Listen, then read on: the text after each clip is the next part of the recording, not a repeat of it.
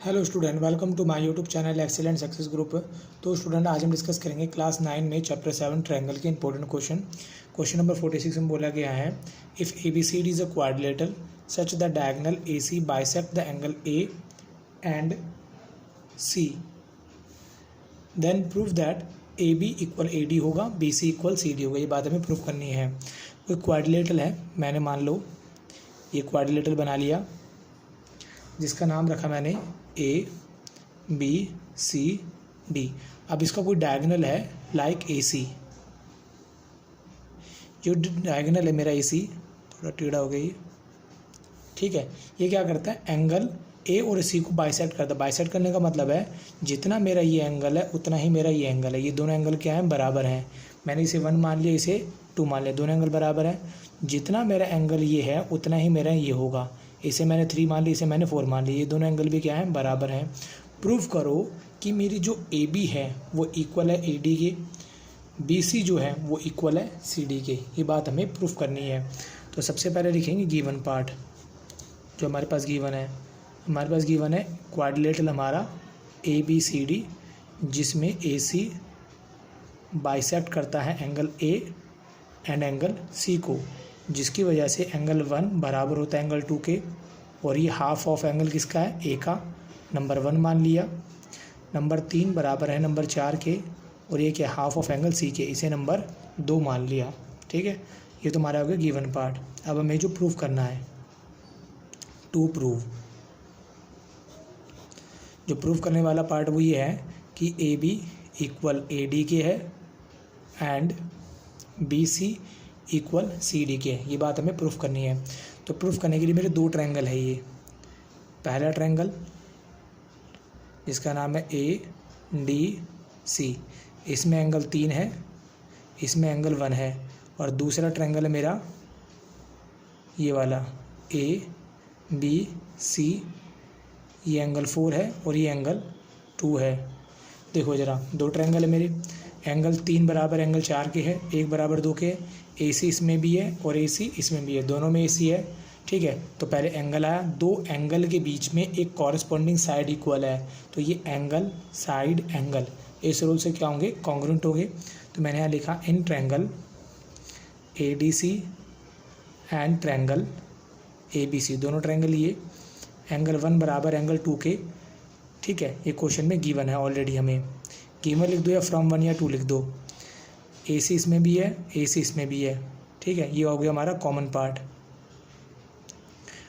Angle 3 बराबर angle 4 के है, ये भी हमारे पास क्वेश्चन में क्या था, गिवन। तो पहले एंगल आया, फिर साइड आई, फिर एंगल आया। इस रूल से triangle A D C congruent to triangle A B C के बाई ए एस ए।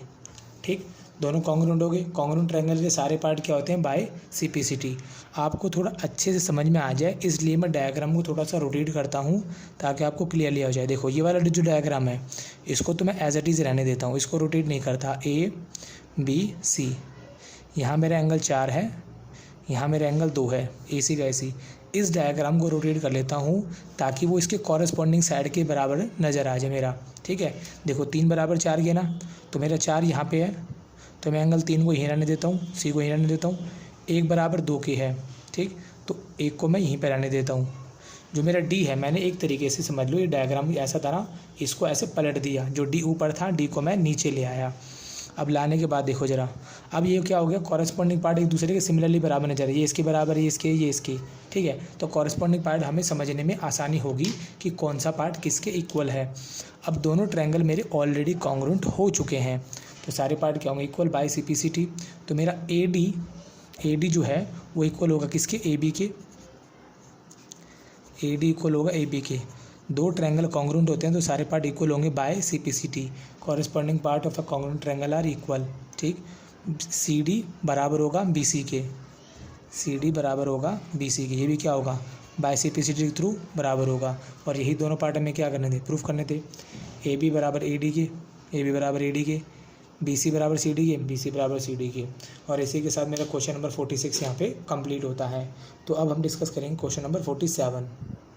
तो क्वेश्चन नंबर 47 बोला गया है, if triangle A B C is a right angle triangle, A B C को right angle triangle है such that A B बराबर ए सी, A B और ए सी दोनों बराबर हैं। Bisector of angle C intersect side A B at D, यानी कि जो एंगल सी का बाइसेक्टर है वो ए बी पर पॉइंट डी पर इंटरसेक्ट करता है। प्रूफ करो कि A C plus A D is equal to B C होगा। तो सबसे पहले मैं एक राइट एंगल बना लेता हूँ, ठीक। तो ये मैंने एक राइट एंगल ले लिया, ए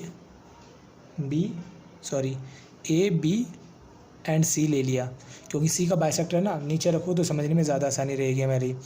फिर ये बोला गया है कि ए बी और ए सी बराबर हैं, ए बी और ए सी दोनों बराबर हैं, और साथ ही साथ सी का बाइसेक्टर है जो कि ए बी पर पॉइंट डी पर टच करता है।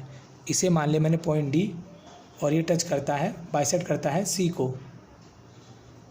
सी से डी को मैंने ज्वाइन कर दिया। ज्वाइन करने पर ये जो एंगल है वो बराबर है इस वाले एंगल के, क्योंकि क्वेश्चन में लिखा गया है कि बाइसेक्टर ऑफ एंगल सी, सी का बाइसेक्टर जो कि इंटरसेक्ट करता है ए बी को डी पर, ये दोनों मेरे एंगल क्या हैं, इक्वल हैं। मान लो इसे मैंने नंबर दे दिया 1, इसे दे दिया नंबर 2, ठीक है। देने के बाद हमें प्रूफ करना है कि ए सी मतलब ये ए डी प्लस ये इक्वल है किसके, बी सी के, इसके इक्वल है, ये बात हमें प्रूफ करनी है। तो जो गिवन है पहले वो लिख लेते हैं, इन ट्रायंगल ए बी सी, और एक राइट ट्रायंगल है तो यहाँ पर कौन होगा, राइट एंगल होगा, ए पर मेरा राइट एंगल हो गया, और such that the A B is equal to A C, और हमें गिवन है कि ए बी और ए सी मेरे दोनों बराबर हैं, ये वाली साइड मेरी इस वाली साइड की इक्वल है। तो ये बात मैं यहाँ लिख देता हूँ और इसे नंबर दे देता हूँ 1।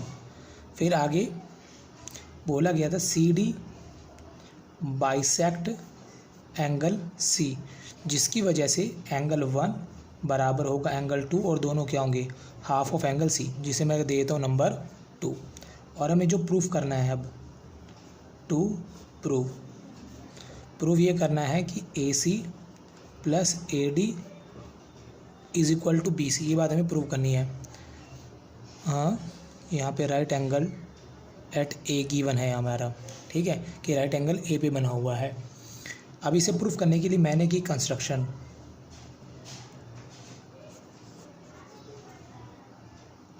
मैंने डी से एक परपेंडिकुलर ड्रॉ किया, किस पर, बी सी पर,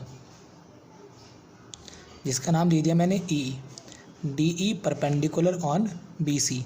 तो ये मेरा 90 डिग्री होगा और ये भी मेरा क्या होगा, 90 डिग्री होगा, ठीक। होने के बाद मेरे दो ट्रायंगल बन गए, एक पे ये ट्रायंगल हो गया, दूसरा वाला ये ट्रायंगल हो गया। मैंने इन दोनों ट्रायंगल को ले लिया। Proof, triangle D A C और दूसरा ट्रायंगल ये वाला,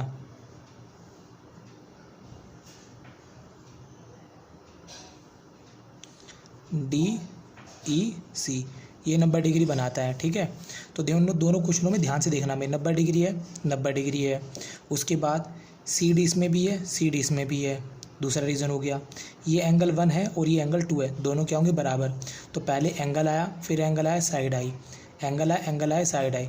इस रूल से दोनों ट्रायंगल क्या हो जाएंगे, कॉन्ग्रुएंट हो जाएंगे, ठीक है। आपको फिगर थोड़ी सी ढंग से नज़र आए, इसलिए मैं इस फिगर को दोबारा से रिक्रिएट कर देता हूँ। इस फिगर को मैं ऐसे ही रहने देता हूँ, ये तो मेरी बिल्कुल ठीक है। डी ए सी 90 डिग्री है, इसमें एंगल 1 है और ये मेरी साइड है। इस फिगर को मैं रोटेट करता हूँ, इस तरीके से रोटेट करता हूँ ताकि इसके कॉरस्पॉन्डिंग पार्ट के ये इक्वल रहे, ठीक है। अगर ये कॉन्ग्रुएंट होगी तो लगभग इसके पूरी की पूरी इसके जैसे ही होगी। ई 90 डिग्री का है तो मैं ई को ले आता हूँ यहाँ पर, 1 और 2 बराबर है तो दो एंगल को मैं यहीं पर रहने देता हूँ जो कि सी पे बना हुआ है। सी और ई आगे बचा कौन मेरा, डी मेरा चला जाएगा ऊपर। अब देखो सी डी दोनों बराबर आ रहे हैं। अब कॉरस्पॉन्डिंग पार्ट मेरे बराबर इक्वल आ रहे हैं। देखो ये 90 डिग्री का 1 करा क्या है, जो मेरा ये फिगर थी मैंने इस फिगर को सिर्फ और सिर्फ इस तरीके से रोटेट किया है, पलट दिया इसको। ये डायग्राम ऐसे है, इसको पलट दिया ताकि ई मेरा नीचे आ गया, डी ऊपर चला गया, सी मेरा एज वेल एज यहीं पे बना हुआ है, ठीक है। तो यहाँ लिखा मैंने in triangle D A C and triangle D E C, दोनों ट्रायंगल ले लिए। लेने के बाद angle D A C, angle D E C दोनों 90 डिग्री के, पहला रीज़न। एंगल 1 बराबर एंगल 2 के। क्वेश्चन में गिवन था फ्रॉम 2। दूसरा रीज़न, तीसरा रीज़न सी डी इसमें भी है और सी डी इसमें भी है, ये मेरा होगा कॉमन पार्ट। इतना होने के बाद साइड एंगल साइड, इस रूल से दोनों ट्रायंगल मेरे क्या होंगे, congruent. Triangle D A C congruent होगा ट्रायंगल डी ई सी के बाई एस ए एस। अगर मेरे दोनों ट्रायंगल कॉन्ग्रुएंट है तो सारे पार्ट क्या होंगे, equal by C P C T. मेरा ए डी बराबर होगा डी ई के, ए डी बराबर होगा डी ई के by C P C T, जिसे नंबर मैं 3 दे देता हूँ। ए सी बराबर होगा ई सी के, ये भी by C P C T के थ्रू इक्वल होगा। सी पी सी टी का मतलब है कि corresponding part of a congruent triangle are equal. अगर दो ट्रायंगल कॉन्ग्रुएंट होते हैं तो उनके सारे पार्ट बराबर होंगे, कॉरेस्पॉन्डिंग पार्ट क्या होंगे, बराबर होंगे। ठीक है, तो ये मेरा हो गया कॉन्ग्रुएंट वाला पार्ट यहाँ पे कंप्लीट। इसके बाद हम यूज़ करेंगे, मेरे को क्वेश्चन में गिवन था कि जो मेरा ट्रायंगल है ए बी सी, इसमें ए बी और ए सी दोनों की दोनों क्या थी, मेरी इक्वल थी। In triangle A B C, A B equal थी, ए बी इक्वल है ए सी के, ये इसके इक्वल है। अगर दोनों साइड इक्वल है तो इसमें बनने वाले जो मेरे एंगल होंगे ये भी कौन होंगे, इक्वल होंगे। एंगल बी इक्वल होगा एंगल सी के। रीज़न होगा angle opposite to equal side are also equal. ठीक, एंगल बी और सी इक्वल होंगे, इसमें मैंने नंबर 5 दे दिया। और ए मेरा कौन बना हुआ है, 90 डिग्री। तो मेरा angle A plus angle B plus angle C तीनों का जोड़ कितना होगा, 180 डिग्री। रीज़न होगा एंगल सम प्रॉपर्टी। इस प्रॉपर्टी के अकॉर्डिंगली तीनों कोणों का जोड़ कितना होता है, 180 डिग्री। ए मेरा 90 डिग्री दे रखा है, बी मैंने बी रहने दिया, सी को मैंने रिप्लेस कर दिया बी के साथ 180। ठीक, प्लस का 90 ट्रांसपोज होगी तरह एक्स को आ जाएगा, माइनस का बी और बी कितना हुआ 2 times of angle B, minus किया 90, मल्टीप्लाई में था डिवाइड में आ गया, कितना है 45। जितना मेरा एंगल बी होगा उतना ही मेरा एंगल सी होगा, कितने आए दोनों के दोनों 45 डिग्री के आगे, बी और सी 45 डिग्री के। इसे नंबर दे दिया मैंने 6। ठीक, देने के बाद मैं यहाँ मेंशन कर देता हूँ कि ये मेरा जो एंगल आया है कितने डिग्री का आ गया, 45 डिग्री का, ये 90 डिग्री का। ये एंगल मुझे मालूम नहीं है, एंगल 1 और 2 दे चुका था मैं ऑलरेडी। अब मैं देता हूँ इसे नंबर एंगल 3। ठीक, देने बाद अब मैंने ट्रायंगल लिया बी डी ई, इसी के नीचे ले लेता हूँ बी डी ई।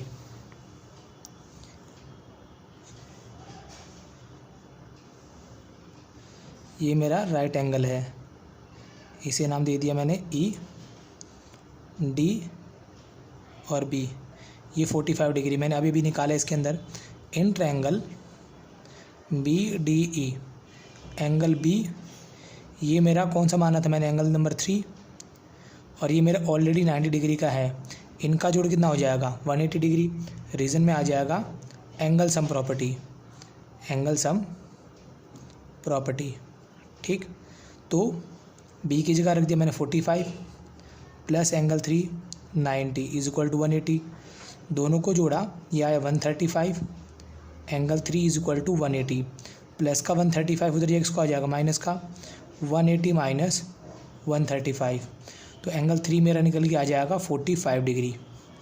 एंगल 3 भी मेरा कितना निकल के आया 45 डिग्री। तो ये भी मेरा 45, ये भी मेरा 45, दोनों क्या आ रहे हैं 45 डिग्री के आ रहे हैं, जिसको मैं अगले पेज पे सॉल्व कर लेता हूँ।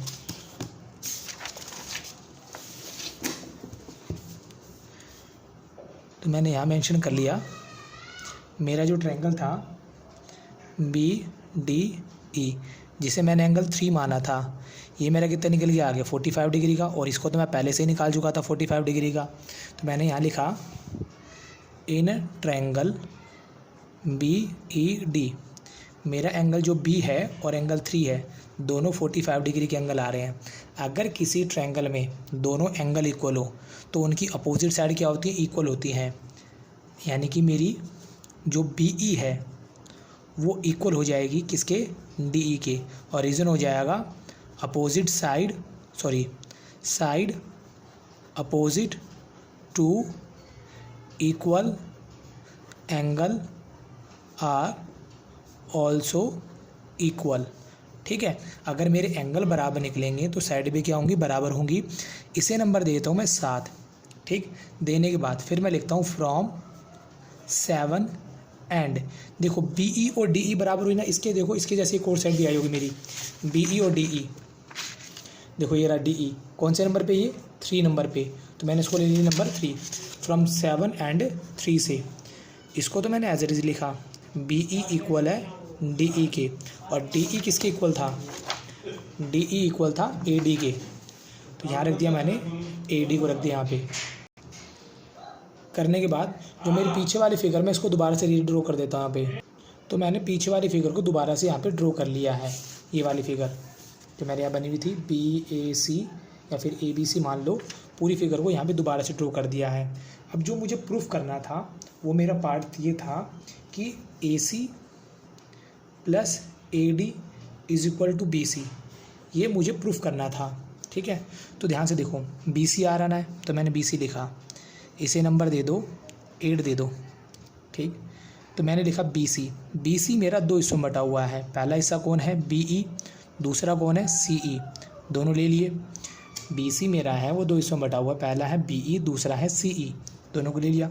मुझे यहाँ पे क्या ले आना, देखो BC तो आ रहा है ना, AC आ रहा ना AD आ रहा, अभी चेंज कर देंगे। देखो यूजिंग 8, इक्वेशन 8 का यूज़ किया मैंने, BC का BC रहने दिया। BE मेरे को लेके आना है, AC और AD लेके आना है यहाँ पे, यूजिंग 8 एंड इसका भी करना पड़ेगा हमें यूजिंग 4 का। ठीक है, तो देखो ज़रा, BE किसके इक्वल लेंगे हम, AD के इक्वल। BE की जगह रिप्लेस कर दिया मैंने AD, ठीक है, क्योंकि मेरा AD आ रहा है।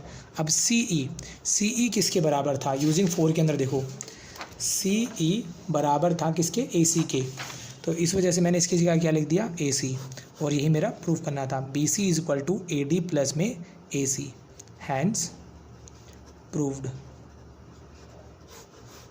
उम्मीद करता हूँ स्टूडेंट आपको क्वेश्चन समझ में आ गया होगा। आप इस वीडियो को एक बार दोबारा देख लें, क्योंकि क्वेश्चन का लेंथ थोड़ी सी बड़ी है, देखोगे समझ में आ जाएगा। उम्मीद करता हूँ आपको क्वेश्चन समझ में आ गया होगा। अगर आपको वीडियो अच्छी लगी तो वीडियो को लाइक करें, शेयर करें, कमेंट करें और इस चैनल को जरूर सब्सक्राइब कर लें। ठीक है, मिलते हैं अगली वीडियो में। Okay, bye bye, thank you.